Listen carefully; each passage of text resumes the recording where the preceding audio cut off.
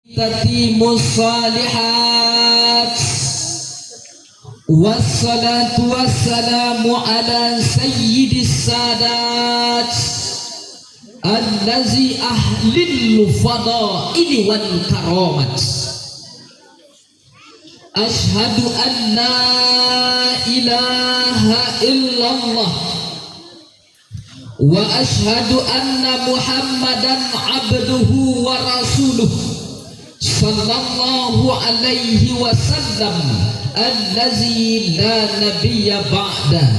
Amma ba'du, rabbi israh li sadri wa yassir li amri wahlul 'uqdatam min lisani yafqahu qawli.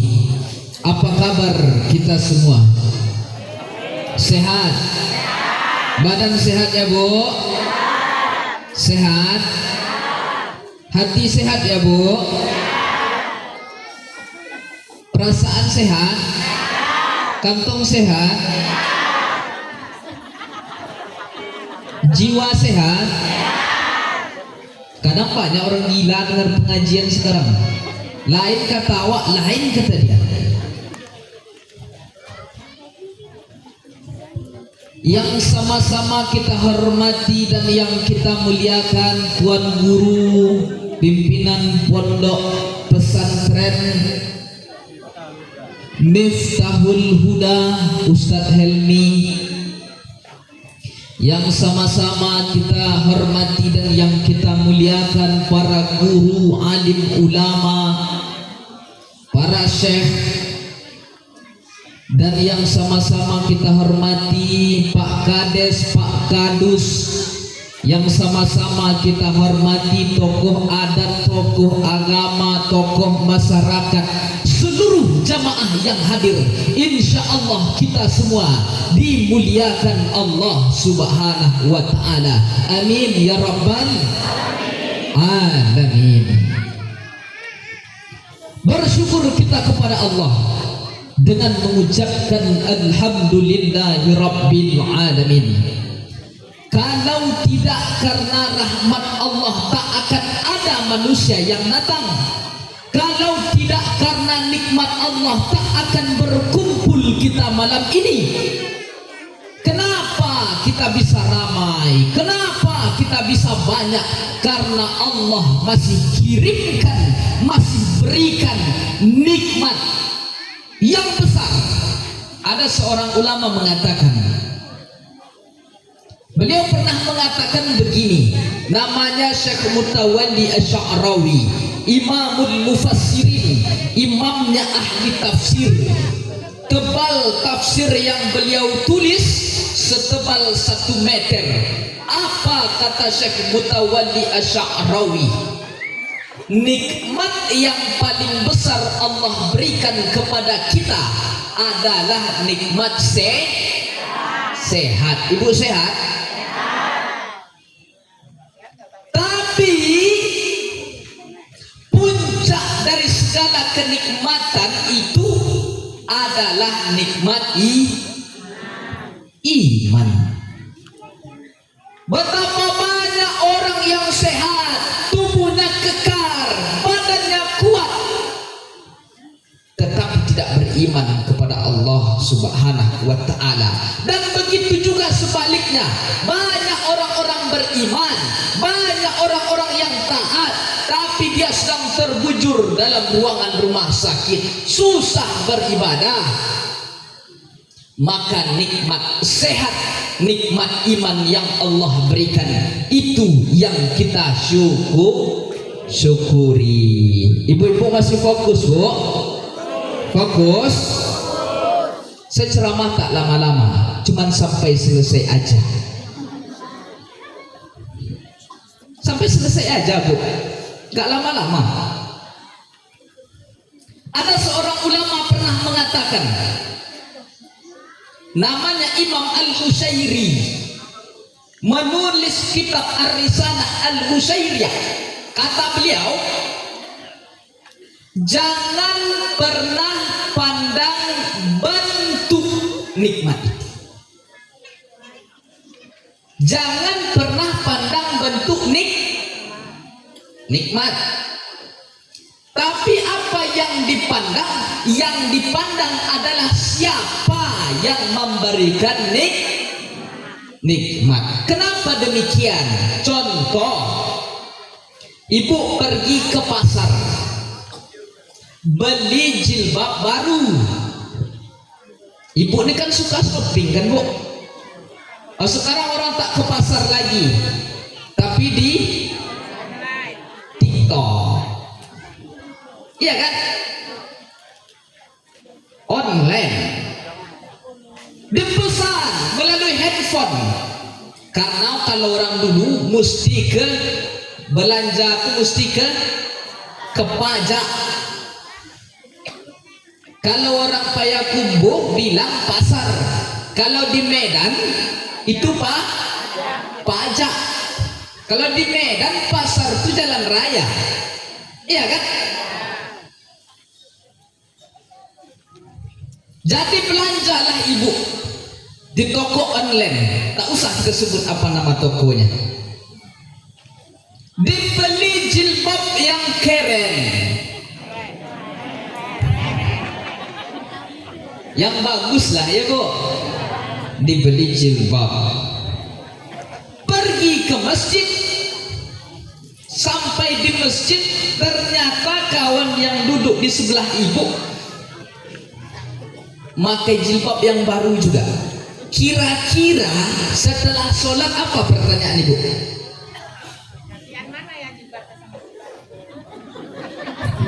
Mana yang lebih cantik ya jilbab kita? Iya kan? Itu kalau kita melihat bentuk.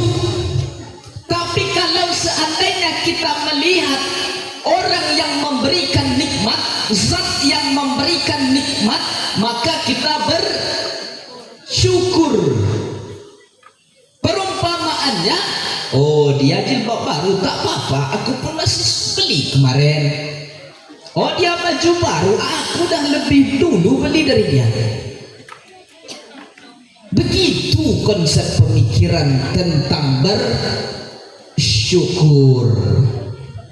Saudaraku yang dimuliakan Allah Subhanahu wa ta'ala, salawat dan salam kita doakan kepada Allah agar disampaikan pada junjungan umat manusia, yakninya Sayyidina wa Maulana Muhammad sallallahu alaihi wasallam. Assalamu alayka ya Rasulullah. Yuk salawat bareng yuk, diikuti tim hadroh kita. Naikkan seluruh tangan, naikkan, lambaikan ke kamera. Mana kamera? Fokus.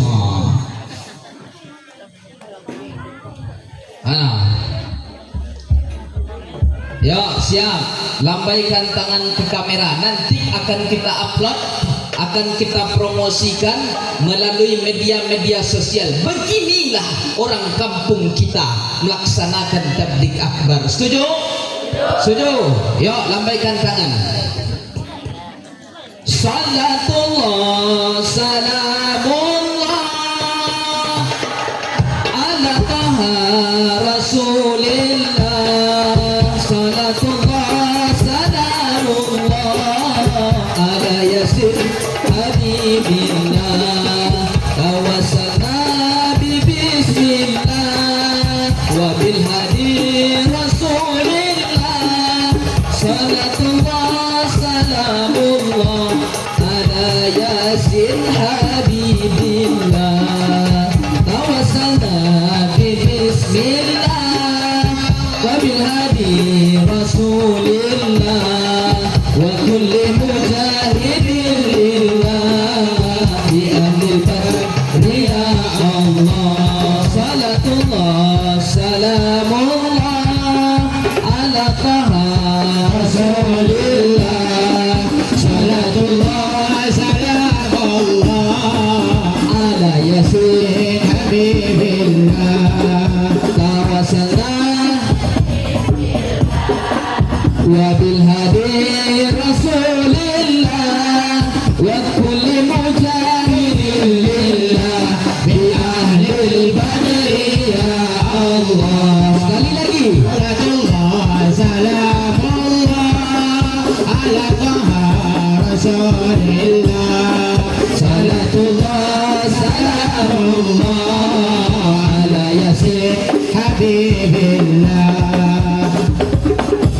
Nah, turunkan tangan. Jangan lihat kawan yang ada di sebelah kita. Kenapa? Karena ada kawan tuh yang tak mandi tadi sore.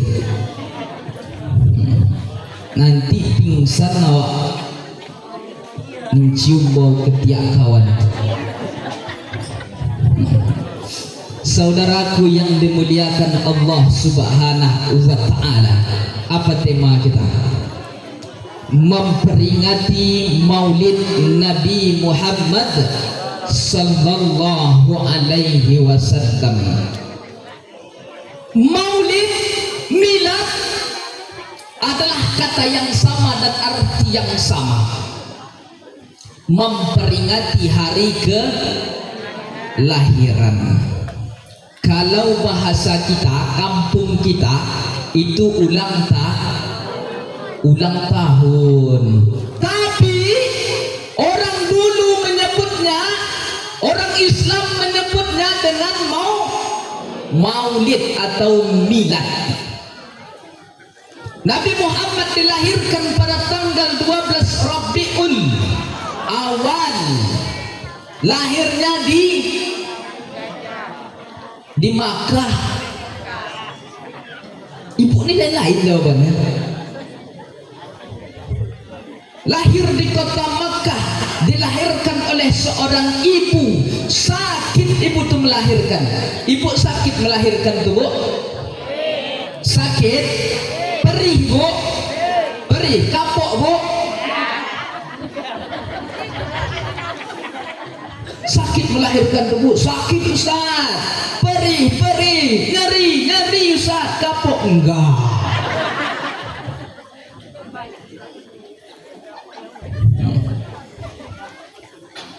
Lahir Nabi Muhammad sebagai nurun ala nur, cahaya di atas cahaya.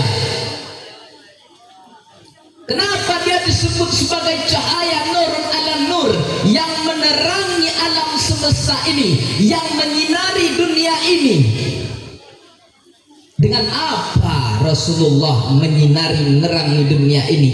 Dengan akhlak. Tapi orang Islam sekarang dia merayakan milad, merayakan maulid kelahirannya. Dengan apa?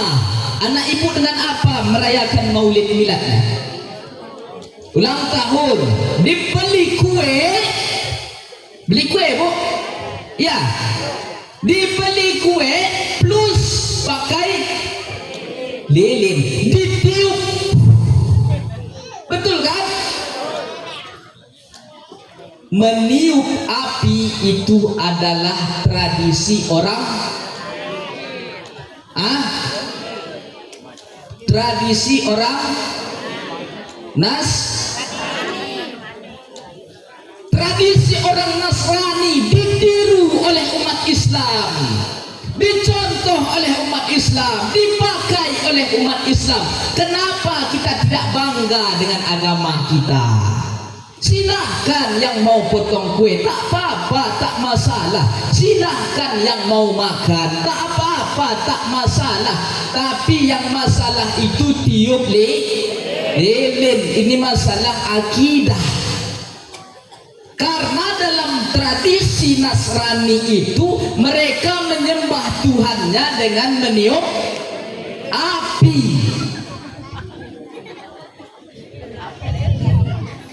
Meniup api. Siap tidak meniru tradisi orang Nasrani? Siap. Siap tidak tiup lilin? Siap. Siap anaknya tidak diajarkan itu? Siap. Siap merubah kebudayaan yang buruk itu? Siap. Kalau mau ibu potong kue, makanlah, potonglah, tak apa-apa. Ini bangun jam 12 malam, dibeli kue, ditiup lilin. Emangnya manfaatnya apa? Makin banyak asapnya Ustaz, makin berkah usia kita. Makin besar keren apinya menyala, makin menyala hidup kita. Bohong. Itu tradisi milik orang Nasrani. Setelah itu ketika kita ulang tahun,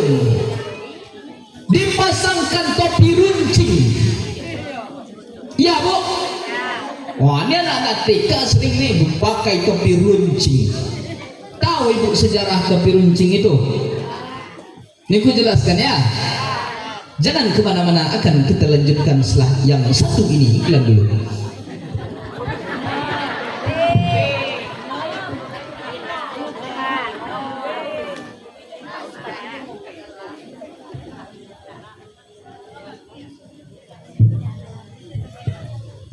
Sampai mana cerita kita tadi? Hah? Cip lilin, topi runcing. Saya ingat. Saya mau ngetes ibu ini fokus apa tidak? Fokus. Dipakai topi runcing. Tapi mudah-mudahan tak ada di sini. Aku bercerita ini di mana yang ada aja. Bukan di sini. Di sini orang dah baik. Sekolahnya pondok. Dulu Islam pernah berjaya di Andalusia. Tahu ibu Andalusia? Pernah ke sana? Enggak, saya pun belum. Andalusia itu sekarang Spanyol. Islam berkuasa berabad-abad lamanya. Islam, negerinya Islam, penduduknya Islam di Andalusia Spanyol, tapi dihancurkan oleh satu orang perempuan. Perempuan itu bernama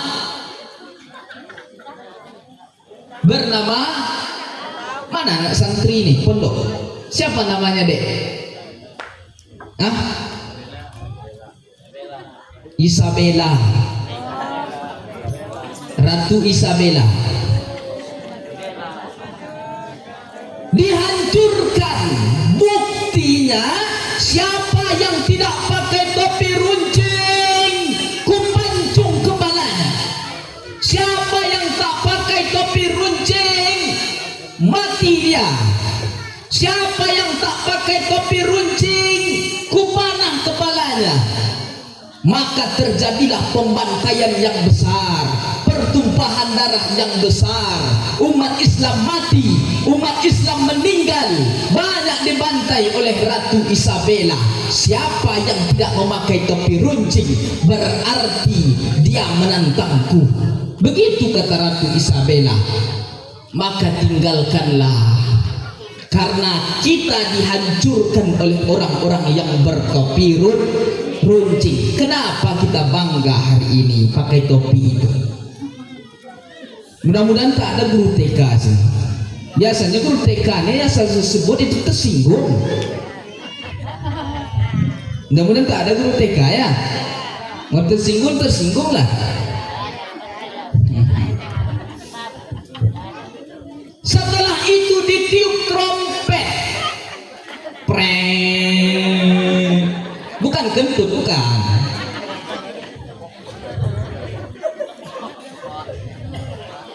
Ditiup trompet. Trompet itu adalah tradisi orang Yahudi. Orang Yahudi menandakan ibadahnya ditiup trompet dari tempat yang paling tinggi, menara. Preng, menandakan ibadahnya.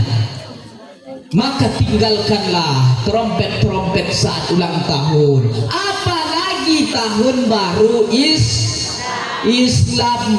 Sering datanglah ke pantai, datang ke mall, datang kalau di Bukit Tinggi di Jam Gadang, datang ke taman-taman, memeriahkan apa?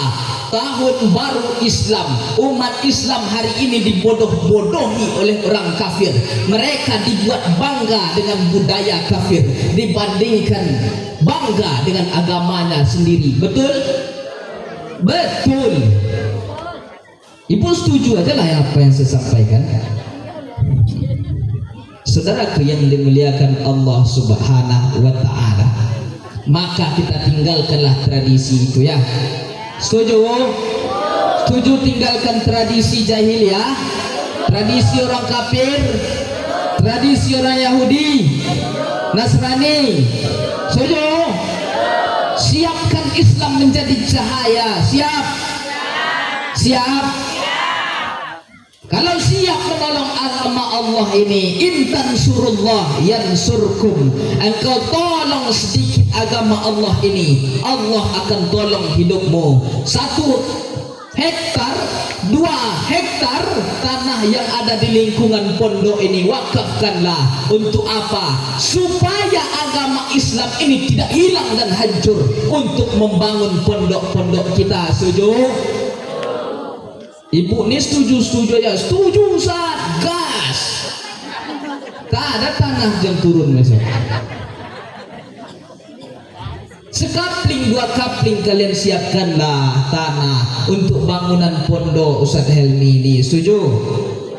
Untuk bangun 1-2 kelas. Setuju? Setuju kata orangnya. Banyak kelas yang kurang dek. Banyak. Banyak kata mereka, Bu. Siap ibu wakafkan tanah besok? Bu.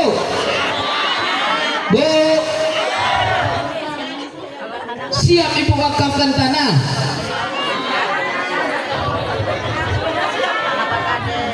Ini gawat ini. Oh, Bu. Kebun sawit dibawa mati lah, Bu. Enggak. Laki buat jatak dibawa mati. Duit dibawa mati tak, Bu? Enggak. Dompet dibawa mati tak, Bu? Mobil dibawa mati tak, Bu? Enggak. Kalau semuanya tak dibawa mati menghadap Allah, yang ibu bawa mati yang mana? Amal. Yang amal itu yang mana? Wakaf kan?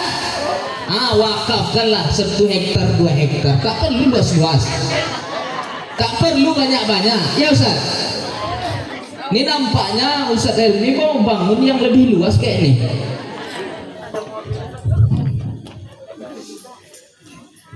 Ibu ini tak pula setuju. Betul kan, Bu? Betul kata dia. Tak setuju, betul juga.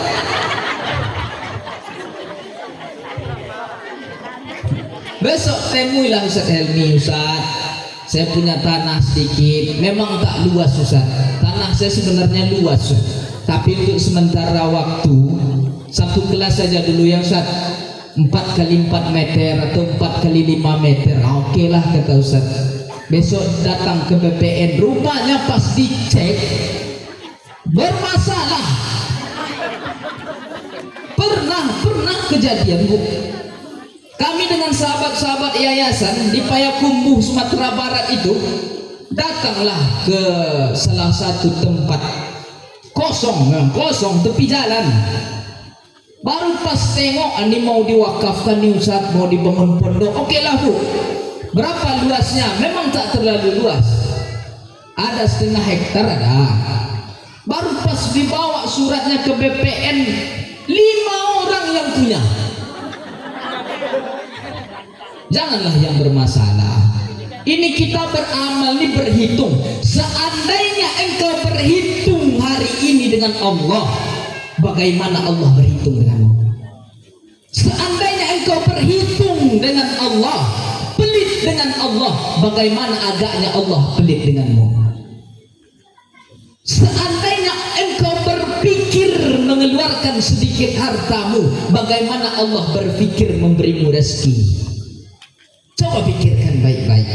Jangan pernah kita berhitung dengan Allah ini, karena seandainya engkau berhitung, seandainya engkau pelit, Allah akan menahan rezekimu, guys.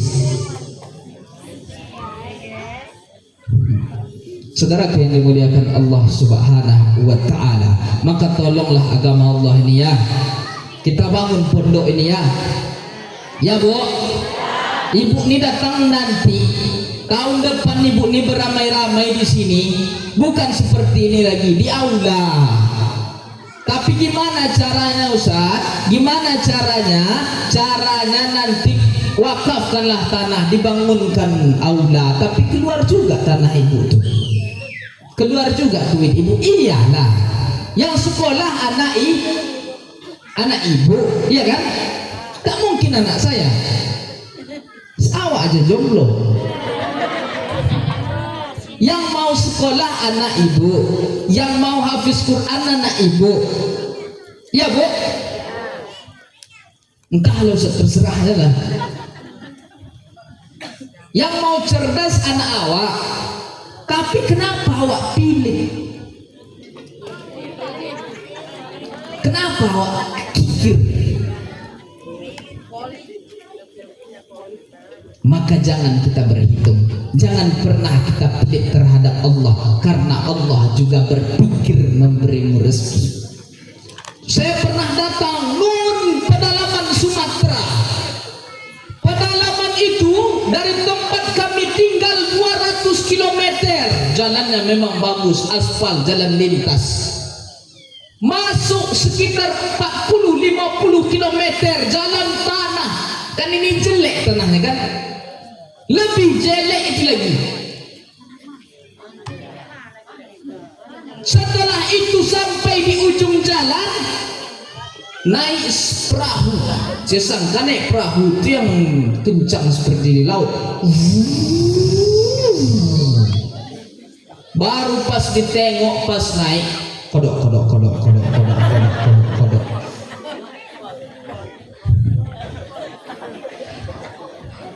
5 jam naik perahu ke kampung itu, dan saya temukan ada satu orang kaya melintir dalam hutan pedalaman.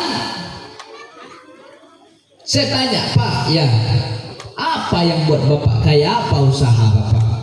Tak ada usaha, Ustaz. Tak banyak, aku tak kaya, kata dia. Tapi semuanya punya Allah. Allah yang kaya, Ustaz. Apa amalan Bapak? Seperti ini kaya Bapak.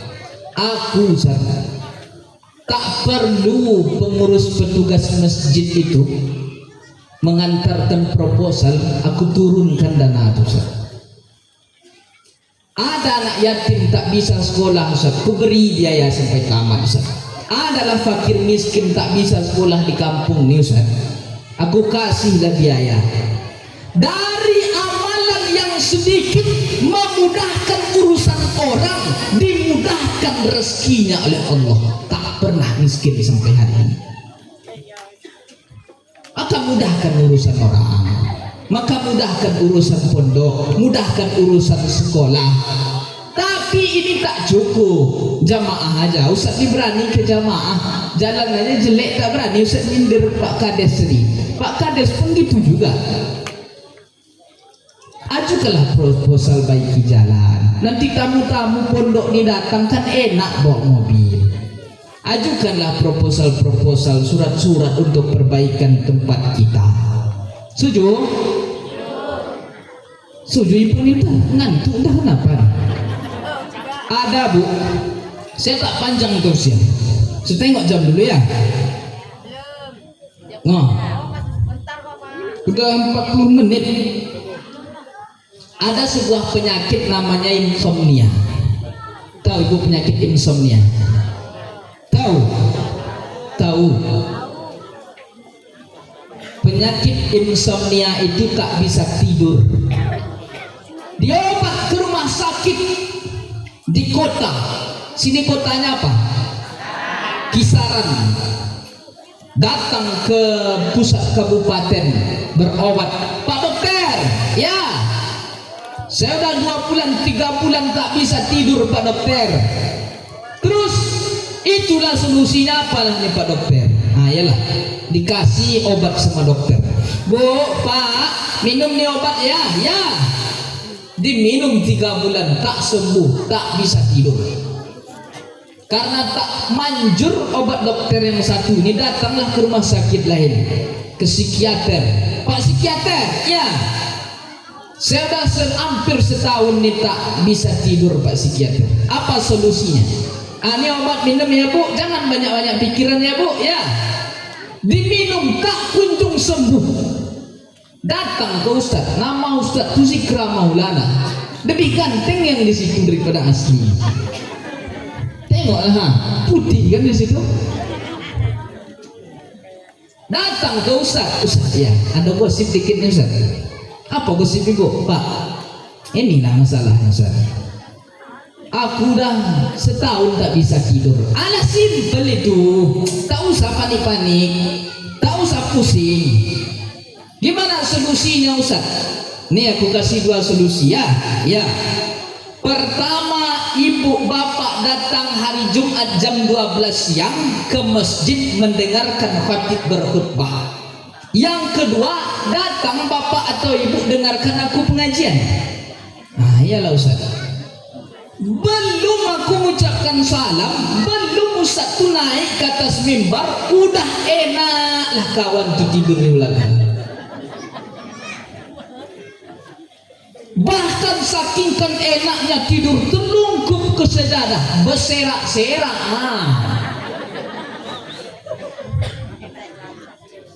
Makanya kalau ada jamaah ibu bapak yang ketiduran saat saya ceramah, yang ketiduran saat saya khutbah, saya biarkan aja. Aku tahu engkau sedang berobat, saudaraku. Betul kan? Betul aja lah. Biarkan aja, yang tidur biarkan aja, tahu saya bangunkan. Biasanya kalau kata orang kampung saya, orang Payakumbuh, orang yang banyak tidur banyak anak.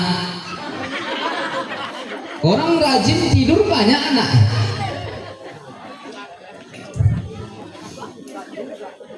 Poin yang pertama tadi tentang milad. Poin yang kedua, Nabi Muhammad sallallahu alaihi wasallam itu sebagai seorang pemimpin. Ada orang dari barat non muslim kafir menulis sebuah buku tebal, judulnya 100 tokoh hebat dan berpengaruh. Ditulisnya buku itu, tapi tokoh yang pertama dia tulis adalah Rasulullah. Apakah hilang pengaruh Nabi? Hilang. Tidak, sampai hari kiamat pengaruh Rasulullah tak akan hilang. Sampai mati pengaruh Rasulullah tak akan hilang. Maka tiru kepemimpinan Rasul. Kullukum ra'in, setiap kita adalah pemimpin. Wa kullukum mas'ulun an ra'iyati, dan setiap pemimpin akan ditanya dan dituntut di hadapan Allah Subhanahu wa ta'ala. Engkau yang korupsi, silahkan korupsi. Engkau yang suka makan uang rakyat, silahkan makan uang rakyat. Engkau nanti akan dipertanggungjawabkan. Amalmu, perbuatanmu akan engkau bawa ke akhirat, ke hadapan Allah Subhanahu wa ta'ala. Sab'atun yuzilluhumullah yawma la zilla illa zilluh. 7 golongan orang yang akan mendapatkan pertolongan Allah di akhirat. Ketika itu tak ada lagi pertolongan. Yang pertama yang mendapatkan pertolongan adalah al-imamun adil, pemimpin yang adil.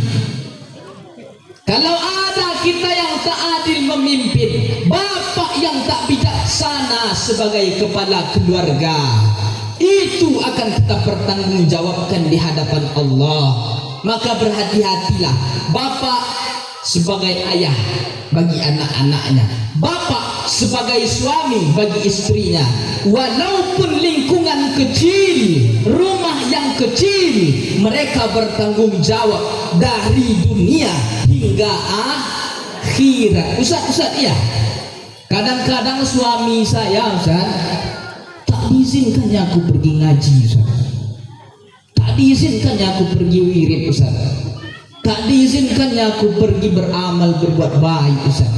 Contoh, seandainya ada ibu dilarang oleh suaminya pergi pengajian, yang salah ibu apa suami? Yang salah ibu apa suami? Seandainya ada ibu tak boleh maulid oleh suaminya, yang salah ibu apa suami? Suami yang salahnya. Ibu yang salah. Ibu yang tak boleh boleh pergi maulid oleh suami, yang salah ibu. Ibu yang tak boleh wirid yasin oleh suami, yang salah ibu. Kok ibu aja yang salah sama Ustaz nih? Ibu salah pilih suami.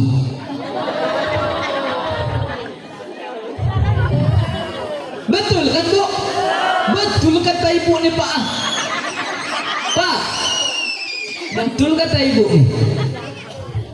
Jangan berantem nanti ya Pak ya. Nanti kau tadi kan yang bilang, kau tadi kan pasti tanya Ustaz, berantem di rumah, bahkan saking kan hebohnya di rumah naik kuali ke kamar. Iya Bu, diintip oleh tetangga ibu yang julid, heboh satu kampung. Biasanya setiap kampung, setiap daerah itu ada satu rumah Bu, tempat menggibah. Di sini ada? Enggak. Nah, di sini orang dah baik-baik. Tempat lain lah. Adalah disiapkan satu rumah khusus gibah aja Ustaz. Di situ pusat informasi. Ya, tahu kau? Apa yang tahu? Laki si Anur ketangkap sama janda kemarin. Kenapa laki orang yang dibahas? Kenapa tak laki awak aja yang diurus? Makanya hilangkanlah hibah-hibah ya. Ibu-ibu yang rumahnya dijadikan tempat ghibah, menggunjing, tutup pintu rumah ibu. Tak usah lagi gunjing. Siap? Kalau banyak yang siap berarti banyak rumahnya nih.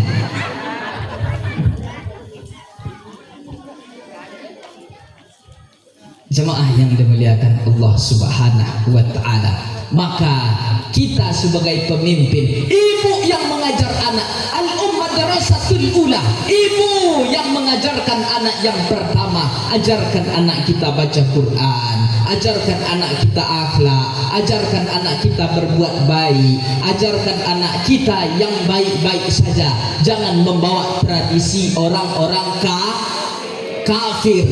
Ayah pergi pagi ke kebun sawit, ayah yang pergi mencari nafkah, jangan sekali-kali engkau bawa uang hasil yang tidak baik, uang haram, uang subhat, uang riba, engkau kasih ke istrimu, istrimu membawa ke pajak, dibawanya ke pajak, dibelikan beras, dibelikan ayam, dibawa ke rumah, akhirnya disuapkan ke anak. Mat'amuhu haram, makanan yang haram, masrabuhu haram, minuman yang haram, malbasuhu haram, pakaian yang haram. Dari sedikit yang haram itu gelap otak anakmu. 10 kali guru mengajar di pondok tak akan masuk ilmu. Kalau ada anak yang nakal, yang salah siapa? Anak. Bapak ibunya yang salah, jangan anak yang dimarahi dulu. Introspeksi diri kita dulu, tanya diri kita dulu, apakah aku sudah benar mengajari anakku? Apakah aku sudah betul memberikan makanan pada anakku? Apakah aku sudah halal memberikan makan, minum, pakaian pada anakku? Kita yang mesti mengintrospeksi diri. Kita cek jam dulu ya. Aku tak lama-lama. Sikit lagi Bu. Nanti makin panjang aku ceramah ibu ini, makin panjang lah. Liurnya makin panjang. Kadang-kadang aku bunyi harimau pula keluar. Enaknya tidur. Itu poin yang kedua. Tadi disebutkan tentang ini pondok Quran ya Ustaz. Ya, pondok Al-Quran. Ada seorang guru saya dulu. Beliau punya pondok pesantren di Kota Bukit Tinggi. Saya tak sekolah langsung dengan beliau. Saya tak sekolah di pondok beliau. Tapi beliau salah satu maha guru yang mengajari saya. Apa pesan beliau? Pesan beliau itu, perbanyaklah generasi Quran. Cerdaskan anak-anak, generasi-generasi kita dengan Al-Quran. Kenapa? Zaman makin maju, zaman makin canggih. Jangan agama ini akan hilang dari negeri ini. Dulu orang-orang tua kita dulu menjemput Al-Quran ke Aceh, ditulis dengan tangan, disebarkan seluruh Indonesia melalui kerajaan-kerajaan. Begitu sulitnya. Sekarang di handphone kita, di rumah kita ada Al-Quran, tapi tak pernah diajarkan pada anak kita. Maka sebaik-baiknya tempat yang paling baik dan paling mulia itu adalah di dalamnya ada Al-Quran. Pancing rahmat Allah itu dengan wa iza quri'al Quran fastami'u lahu. Seandainya dibacakan Al-Quran, dengar baik-baik. Wa ansitu, diam. La'allakum turhamun. Allah akan turunkan rahmat.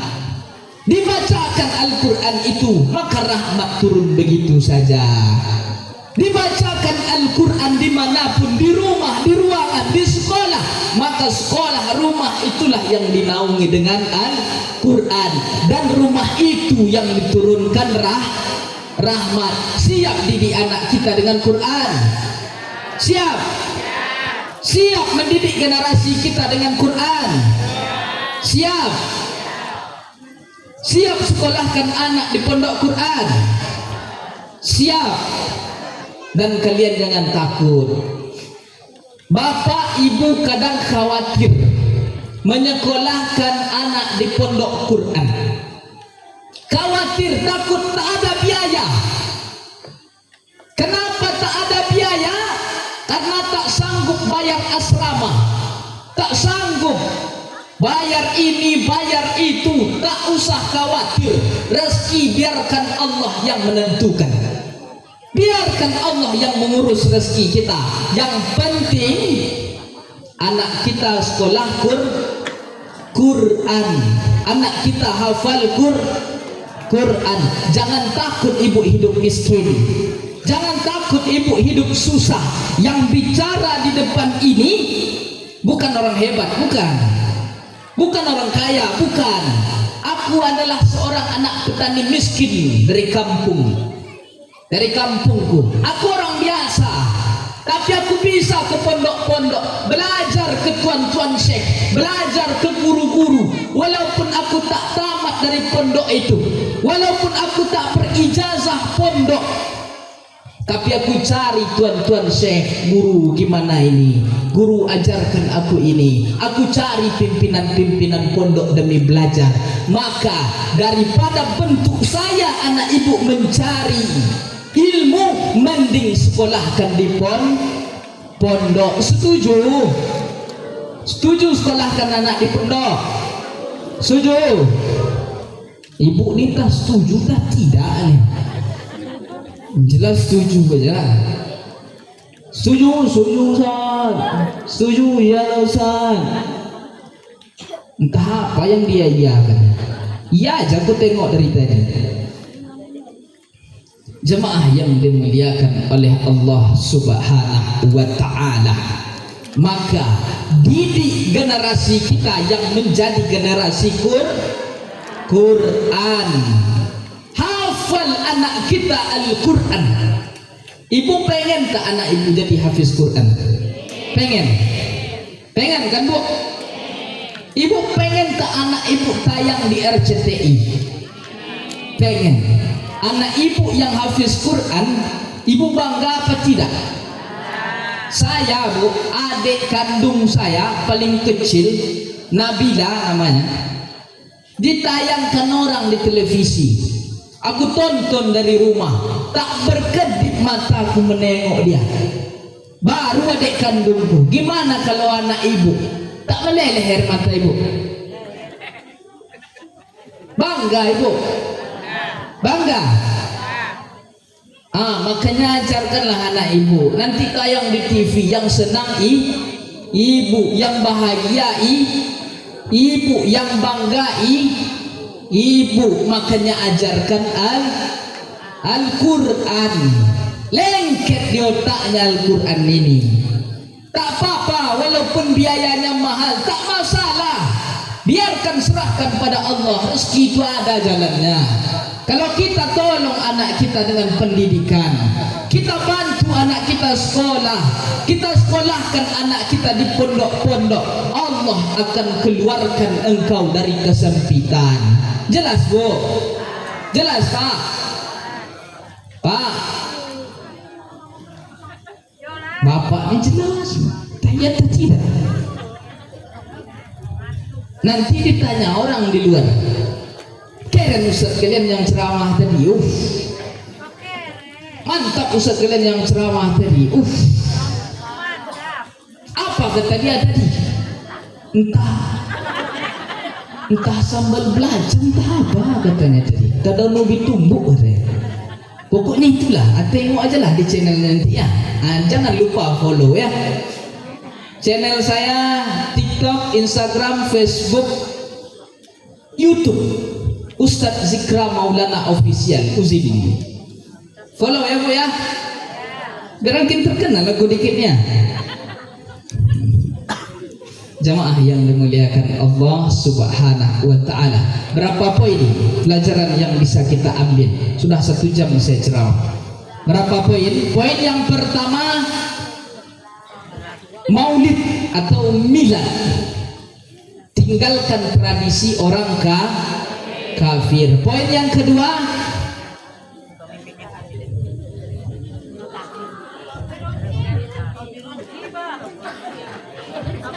kita ulanglah balik. Aku pun lupa. Tak lupa, aku ingat. Aku mau ngetes fokus saja jemaah. Jangan nanti semuanya hilang pas sampai di rumah. Poin yang pertama, milad, maulid. Poin yang kedua, pemimpin. Poin yang ketiga,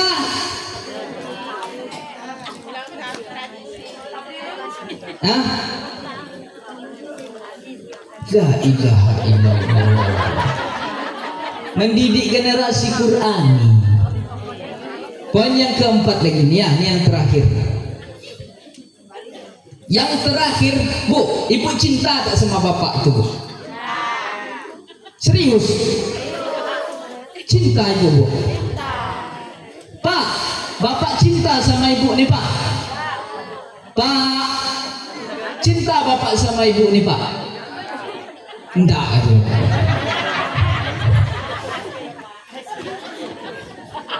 Itu dulu aja tuh bu, pas masih pacaran. Iya, engkaulah bulan, engkaulah bintangku, engkaulah bungaku yang menjadi taman dalam hidupku, walaupun matai ayam kan.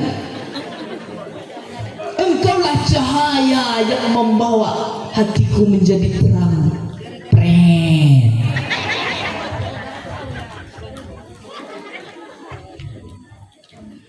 Ibu cinta sama bapak, bapak cinta sama ibu, cinta pada keluarga.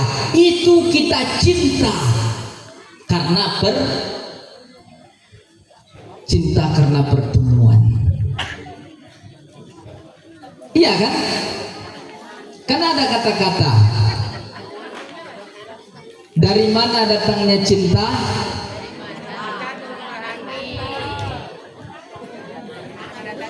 Dari mana datangnya cinta? Dari Facebook turun ke WA.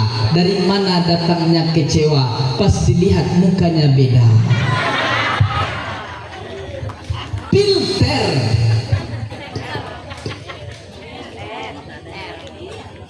Cinta kita bertemu dengan orangnya langsung. Kita lihat, memang iya, oh dia dulu gagah, dia cantik, wajar. Itu cinta yang manusiawi. Kita bertemu, melihat, berjumpa, Bagaimana agaknya kita cinta dengan orang yang tidak kita temui, tak sezaman kita dengan dia, tak hidup bersama kita dengan dia. Siapa dia? Rasulullah. Gimana cara kita cinta pada dia? Gimana caranya? Memperbanyak salawat. Apa berkahnya salawat? Man shalla alayya salatan, siapa yang bersalawat padaku sekali, sallallahu alaihi biha asra, mendapatkan 10 berkah kebaikan. Wa khuttat anhu sayyi'at, Allah ampunkan 10 silap salah dosa yang pernah dilakukan. Wa rufi'at lahu asyara darajat, Allah naikkan 10 tingkat derajat kemuliaan bagi orang-orang yang bersalawat. Dimudahkan Allah urusan kita, dimudahkan Allah sebagai berbagai kepentingan dan keperluan kita. Ketika Nabi wafat, mau meninggal dunia, yang diingat oleh Nabi apakah istrinya? Siapa yang diingat oleh Nabi? Ketika nyawa Nabi disentapkan oleh malaikat, yang diingatnya siapa? Pernah Nabi berdoa ketika sakratul maut, beginilah sakitnya meleleh air mata Nabi, sakit sakratul maut ini ya Allah. Kalau begini sakitnya, bebankan sakratul maut umatku pada diriku. Maka sebagian sakitnya sakratul maut kita sudah ditanggung oleh Nabi, yang sebagian kita. Begitu cintanya, pedulinya Nabi pada kita. Tapi kenapa kita tidak pernah menyebut namanya? Nabi di akhir zaman akan menolong kita. Allah haramkan surga bagi Nabi dan Rasul yang lain beserta umatnya sebelum Nabi Muhammad dan umat Nabi masuk surga. Kira-kira Nabi sayang pada kita, peduli pada kita, cinta pada kita, mana agaknya yang lebih cinta, bapak sama ibu atau Nabi sama ibu? Bu, mana yang lebih cinta, Nabi sama ibu atau bapak sama ibu? Nabi kata orang nih Pak. Nabi. Betul, Nabi lebih cinta, Nabi lebih sayang. Karena Nabi Muhammad kita masuk surga, karena Nabi Muhammad kita dapat pertolongan. Bu, pasti bapak nolong ibu nanti di akhirat? Enggak. Pasti orang sekampung dun sana family nolong ibu? Pasti tetangga nolong ibu nanti di akhirat? Yang pasti siapa? Syafaat di ummati, syafaat untuk umatku. Umat yang mana? Umat yang basah bibirnya, bergerak lidahnya, menyebut nama Rasulullah sallallahu alaihi wasallam. Itulah kajian kita pada malam hari ini. 4 poin yang Ustadz sampaikan, mudah-mudahan menjadi manfaat dan berkah bagi kita. Dan jangan lupa saling mendoakan. Ad-doa silahul mu'min, doa senjata orang beriman. Doakan aku Bu, doakan anak ibu ini supaya badannya sehat, tubuhnya kuat, umurnya dipanjangkan, dimudahkan dalam berdakwah oleh Allah. Amin ya rabbal. Kita yang datang malam ini, yang hadir malam ini, rezekinya dimudahkan Allah, urusannya dimudahkan Allah, yang sempit dilapangkan Allah, yang susah dilapangkan Allah. Amin ya rabbal alamin. Yang belum nikah mudah-mudahan segera menikah. Amin. Itulah kajian kita pada malam hari ini. Terima kasih segala perhatian. Mohon maaf segala kekhilafan dan kesilapan. I love you buat kekasih. Thank you dan terima kasih. Wassalamualaikum warahmatullahi wabarakatuh.